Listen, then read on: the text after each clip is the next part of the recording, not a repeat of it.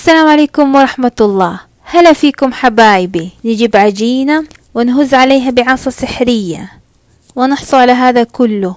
واو ما شاء الله. في هذا الفيديو حنسوي عجينة مثالية أو عجينة سحرية ينفع لكل المعجنات المالح وحلو، وهي خلاصة الخبرة اللي جمعناها من تجاربنا نحن ومن تجارب غيرنا من الطباخين المشهورين والعاديين. حنسوي عجينة ناعمة زي القطن وبدون رائحة الخميرة. حنعلمكم كيف تخلونها بدون رائحة الخميرة وناعمة زي القطن بتقنيات بسيطة وسهلة واقتصادية وسريعة، والنتيجة أروع من الرائع وما حد يقدر ينافسكم عليه. بس نبغاكم تضغطون اللايك وتضغطون الاشتراك ويلا نبدأ. نجيب زبدية نضيف فيها 3 أكواب حليب، 3 ملاعق كبيرة سكر، ملعقة كبيرة خميرة فورية. نخلطهم مع بعض ونسيب الخميرة تتفاعل مع السكر 10 دقائق، وهذه تقنية التي تخلي الخميرة نشطة جدا. بعد 10 دقائق نلقى الخميرة تفاعلت وانتفخت.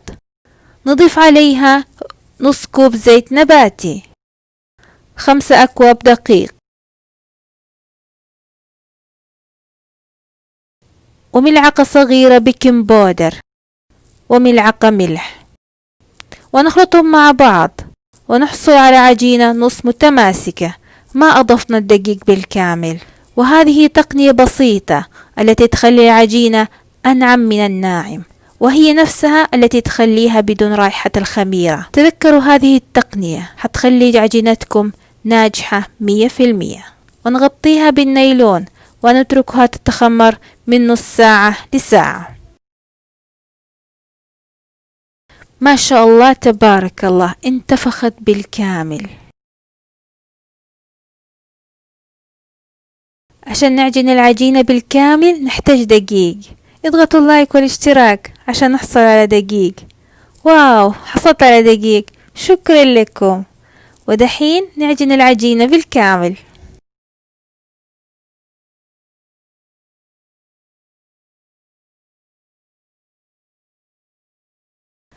ودحين نقسم العجينة. هذه حيكون بيتزا، وهذه فطيرة التفاح، وهذه فطيرة رول بكريم تشيز، وهذه فطيرة رول بالزبدة، وهذه فطير مدورة باللبنة والبقدونس، وهذه فطائر مثلثة باللبنة والزعتر. نبدأ بالبيتزا ونفردها، نخليها رقيقة أطعم. نحطها في الصينية ونضغط الأطراف عشان نخليها أرتب وأحلى، ونحط عليها صوص البيتزا،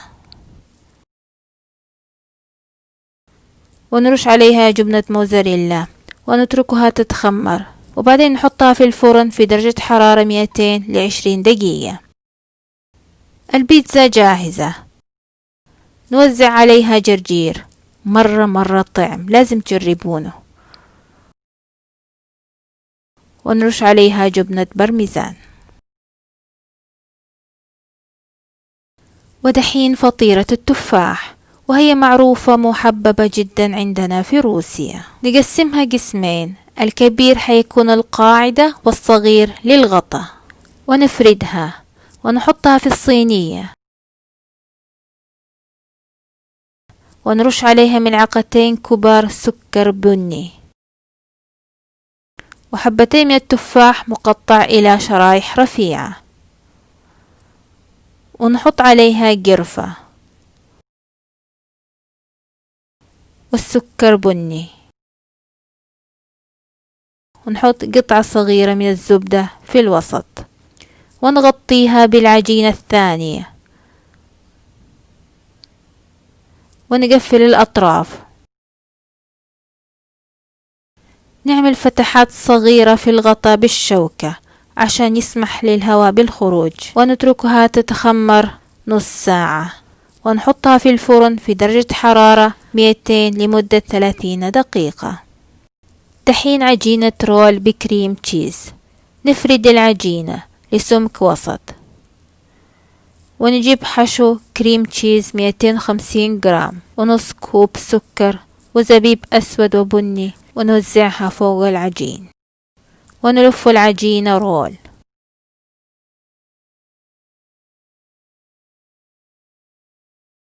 ونقطع الرول إلى قطع وسط،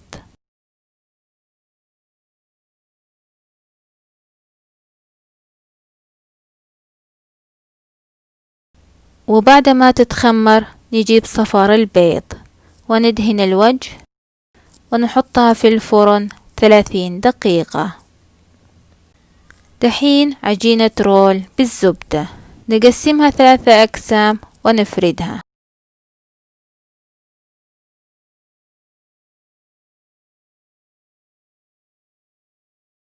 وندهنها بالزبدة سائحة في درجة حرارة الغرفة، ونلفها رول،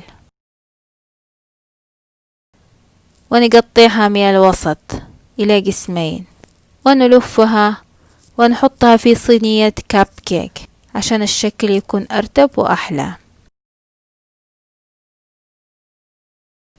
ونسيبها تتخمر، ونحطها في الفرن ل35 دقيقة. دحين فطاير مثلثة باللبنة والزعتر، وهي من الفطاير المفضلة عندنا في السعودية. نفرد العجينة، وبكوب عصير نشكل دوائر،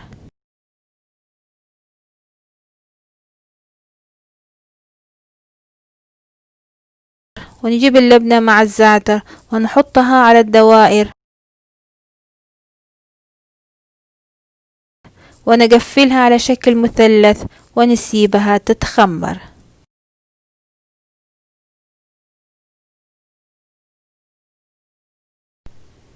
دحين عجينة الفطاير المدورة باللبنة والبقدونس، نفرد العجينة شوي، ونجيب فنجان شاي الصغير ونشكل منه دوائر، ونسيبها تتخمر، وهذه خطوة ضرورية جدا لأنه نتركها تتخمر.